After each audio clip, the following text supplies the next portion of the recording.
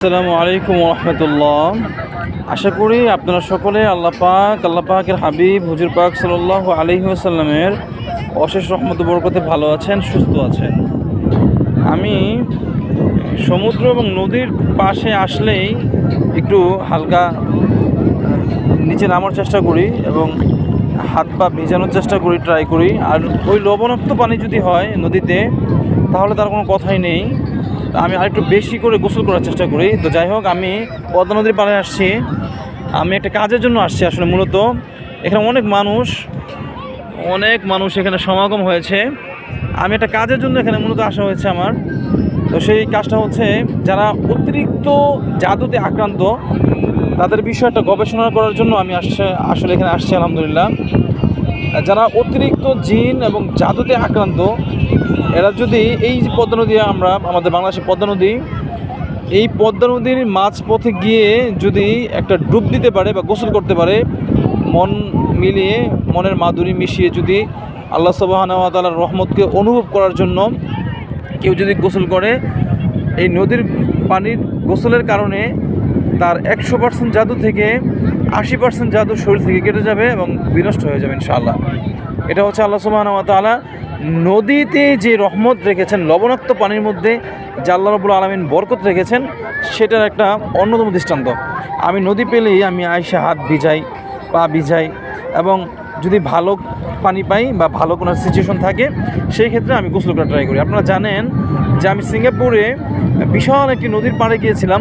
সেখানে গিয়েও আপনাদেরকে এই বার্তাটি পৌঁছে দিয়ে আসছি যে যারা অতিরিক্ত পরিমাণে জাদুতে আক্রান্ত, যাদের জীবনটা হেল হয়ে গেছে, তারা এই যে লবণাক্ত পানিতে এসে যদি গোসল করে, আর নদীতে গোসল করলে আসলে বিষয়টা হয়, কিন্তু লবণাক্ত পানিতে যদি গোসল করতে পারেন, তাহলে আলহামদুলিল্লাহ 100%-এর মধ্যে 85% আপনার জাদুটা শরীর থেকে কেটে যাবে আলহামদুলিল্লাহ। এই জন্য ট্রিটমেন্ট নিতে হবে, আগে ট্রিটমেন্ট নিতে হবে। ট্রিটমেন্ট নেওয়ার পরে যদি গোসলটা করেন, সেই চিকিৎসকের পরামর্শ অনুযায়ী ইনশাআল্লাহ আল্লাহ আপনাকে বরকত দেবে। এ হচ্ছে বিষয়টা। তো আপনাদেরকে আসলে ঘুরে ঘুরে দেখানোর ট্রাই করলাম। আপনারা যেখানে যাবেন, কোনো নদী পেলে, জাদু থাকুক বা না থাকুক আপনার শরীরে, আপনি এইভাবে গোসল করবেন। এই যে বাচ্চারা দেখেন গোসল করতেছে, এই বাচ্চারা দেখেন কিছু গোসল করতেছে, ওরা দেখছেন, ওরা কিছু গোসল করতেছে। আমি আসলে সময় সুযোগ পেলেই আমি নদীতে লবণাক্ত পানিতে আমি গোসল করি।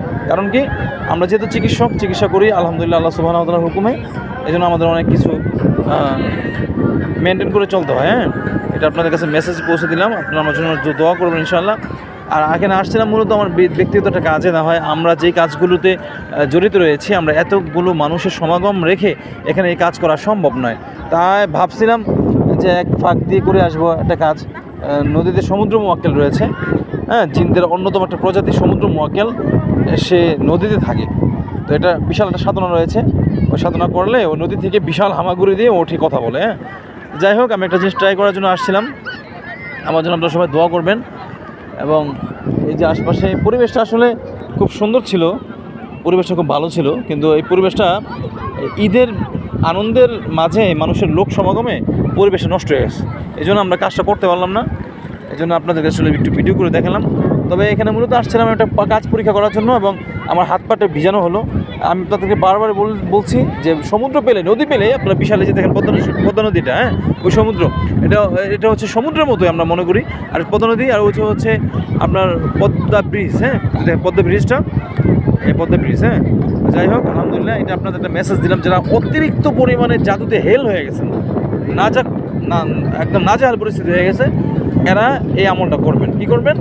লবণাক্ত পানি যদি হয়, তাহলে নদীতে এসে আপনি এটা গোসল করবেন সুন্দরভাবে। 5-7 দিন গোসল করলে আপনার জাদু 50%-এর বেশি কেটে যাবে। আর লবণাক্ত পানি যদি হয়, 80%-এর বেশি কেটে যাবে। আর যদি লবণাক্ত পানি না হয়, তাহলে ওই জায়গার মধ্যে লবণ ঢেলে গোসল করবেন আপনি ইনশাআল্লাহ। তো যাই হোক, আল্লাহ সুবহানাহু ওয়া তাআলা আপনাকে বরকত দান করেন। সমুদ্রের মধ্যে সমুদ্র মোয়াক্কেল থাকে, জিনদের একটা অন্য প্রজাতি সমুদ্র মোয়াক্কেল। এটা একটা সাধনা রয়েছে, এটা আমাদের করা আছে আলহামদুলিল্লাহ। আসছিলাম আমরা ট্রাই করার জন্য। যাই হোক, মানুষের সমাগম থাকার কারণে অনেক কিছু করতে পারলাম না। আমার জন্য দোয়া করবেন। আসসালামু আলাইকুম।